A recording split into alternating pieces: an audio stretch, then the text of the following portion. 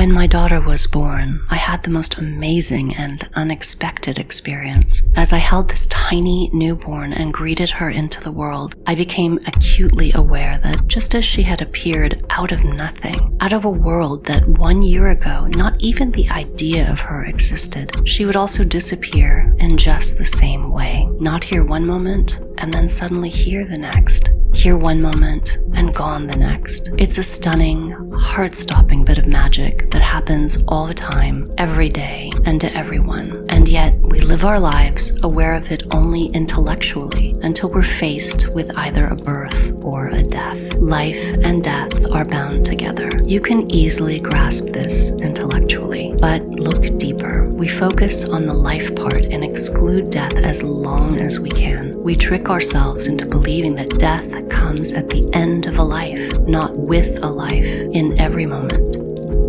Death is not what is waiting at the end of life. They are always together, essentially the same thing. I would not even say they are two sides of the same coin. The realization I had in relation to my baby was not fleeting, it was permanent. One day she would be no more. That did not cause me to fear or to be morose. It caused me to see that every moment with her was singular, a miracle. Each moment arose, was born and died and would never be returned to me. There were no mundane moments. There were no in-between times or times that didn't count. Every moment was the same as an entire lifetime, here and then gone forever. So life became magical for us. I made time for her. I made space for her. I shared myself with her. We took walks after dinner instead of watching TV. We shut all the lights and turned on the music and danced. We drove out to watch sunsets, even on weeknights. We lit candles for breakfast. The speed and complexity of daily life, of 1,000,001 things, could not drown out this one realization. And so we have lived fully and vividly and intentionally, because death is our constant companion. She and I are writing a great love story, and every moment is written into it. We make these moments beautiful and fill them with adventure and fun, beauty or sadness, moments of hilarity, victory, loss. It's a very rich story, and we are awake to it.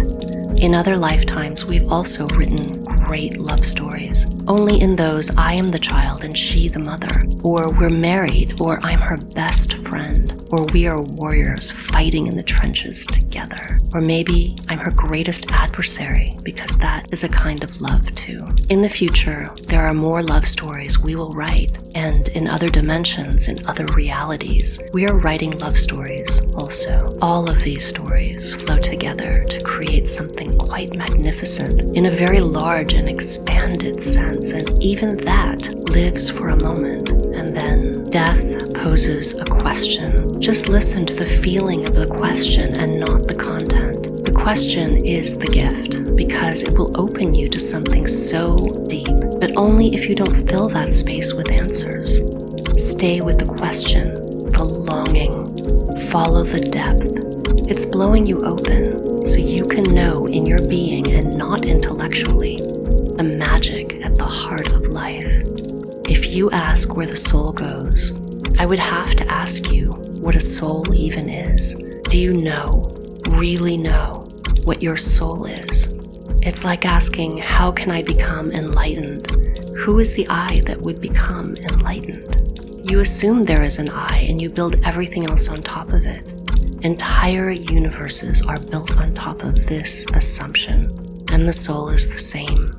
If you are in pain and ask about the fate of the soul and the meaning of life, the person who fills in the blanks for you is not helping you at all. The question will die for a while, and that will be a shame. The question is the gift. It is the gift that opens a door for you. Don't seek an answer to the question, but let the question explode in you. To hold a larger, more expanded awareness of love and of life requires bursting through the thin membrane that holds your heart into its current view.